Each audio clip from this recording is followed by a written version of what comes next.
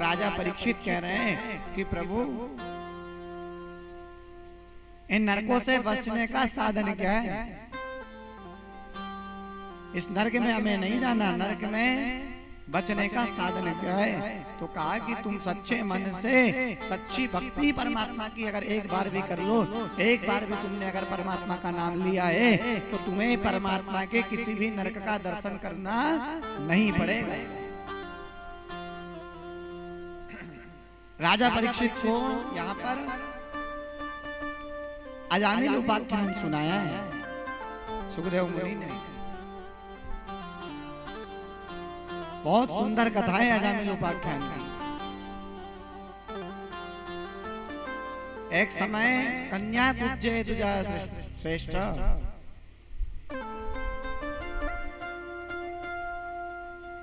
कन्नौज नगर में ये ब्राह्मण रहता था और इसका नाम था अजामिल। अपने माता पिता का अनन्य भक्त था।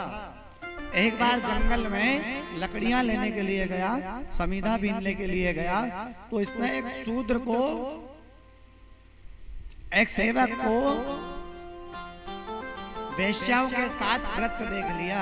जब इसने वेश्या के साथ व्रत देखा तो वेश्या को देखते ही इस अजामिल ब्राह्मण की बुद्धि मलिन हो गई, इसकी बुद्धि में मलिनता प्रकट हो गई।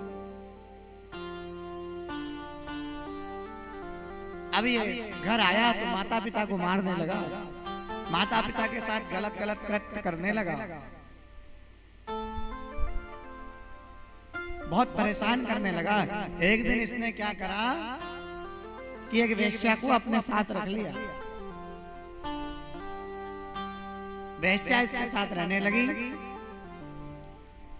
कुछ समय के बाद इसकी पत्नी जो थी बड़ी भक्तन थी, इसके यहाँ पर ब्राह्मण लोग पधारे तो ये बड़ी सेवा करती थी। और ये सबसे ज्यादा अगर चिढ़ता था ना तो नारायण के नाम से चिढ़ता था, भगवान की भक्ति से चिढ़ता था। कुछ संत घर पधारे तो संतों को देख करके चिढ़ने लग जाता, तो ये अपनी वेश्या के साथ अलग रहने लगा। एक दिन संत कुछ भोजन कर रहे थे तो भैया क्या कर रहे हो? बोले हम यहाँ पर चतुर्मास करने के लिए आपके घर आए। बोले यहाँ से तुरंत चले जाओ, यहाँ कोई चतुर्मास नहीं है, नहीं तो तुम्हारे सभी अंडल डंडल कमंडल जितने भी हैं सब छुड़ा लूंगा और मार मार के यहाँ से तुमको भगाऊंगा। तो तुरंत उसकी पत्नी उसको आंख दिखाती कि चुप हो जाओ, इस प्रकार की गलत गलत हरकतें मत करो। तो अपने पति से डरता था थोड़ा, तो अपनी पत्नी से डरता था तो चला जाता था बार बार घर से। लेकिन इसने बहुत परेशान किया, बहुत परेशान किया। एक दिन संत जा रहे थे, संतों ने इससे कहा भैया अब हम जा रहे हैं, आप कुछ दक्षिणा तो दे दो। तो संतों से कहने लगा कि चुपचाप मुंह बंद करके चले जाओ, ज्यादा दक्षिणा के चक्कर में पड़े ना तो जो कपड़े पहने वो भी उतार दूंगा, और जितने ये तुम्हारे डमरू तान तंबूरे हैं ना ये भी सब लेकर के मैं चला जाऊंगा, चुपचाप यहाँ से भाग जाओ। तो संतों ने कहा कि हम पैसे की दक्षिणा नहीं मांग रहे, हम पैसे की दक्षिणा नहीं मांग रहे हैं। तुम ऐसा करना, तुम्हारी माँ तुम्हारी पत्नी गर्भवती है, तुम्हारे यहाँ पे जो बालक जन्म लेगा उस बालक का नाम तुम नारायण रख देना। पत्नी ने तुरंत सुन लिया।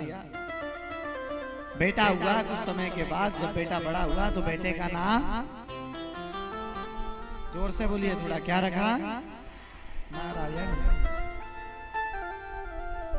नारायण नाम रख दिया। एक दिन शरीर में बड़ी पीड़ा हुई, बहुत जोर जोर से बिस्तर में तड़प रहा है, रो रहा है, और बेटा नारायण ना जाने कहां घूम रहा है। तुरंत पुकारने लगा, यम के दूत आए, काले काले पुरुष, यम के दूत हाथ में पास, जैसे ही पासा फेंका ले जाने के लिए यम के दूतों ने, तो जोर जोर से चिल्लाने लगा, अरे ये मेरे साथ क्या हो रहा है? ये मेरे प्राणों को लेकर के जा रहे हैं, ये मेरे प्राणों को लेकर के जा रहे हैं। अरे बेटा, अरे नारायण मुझे बचाओ, अरे नारायण मुझे बचाओ। जब अंत समय आता है ना तो हम हमारे बेटे को ही पुकारते हैं, तो वो कहने लगा, अरे नारायण मुझे बचाओ, अरे नारायण मुझे बचाओ, अरे नारायण मुझे बचाओ, अरे नारायण मुझे बचाओ, अरे नारायण मुझे बचाओ। तो वो बेटा बेटा नारायण तो ना जाने कहाँ इधर उधर घूम रहा था, उस नारायण ने तो नहीं सुनी, साक्षात ये नारायण ऊपर से तुरंत आ गया, बोले मेरा भक्त मुझे पुकार रहा है, और तुरंत आकर के यम के दूतों से कहा कि अरे ये मेरा भक्त है, जो मेरा नाम ले, जो मेरा कीर्तन करे, जो मेरा सत्संग करे, उसे लेकर के यहाँ से नहीं जाना। तो ये नारायण नाम की महिमा है। अब इनका मोक्ष कैसे हुआ, किसने बचाया? बेटा नारायण ने।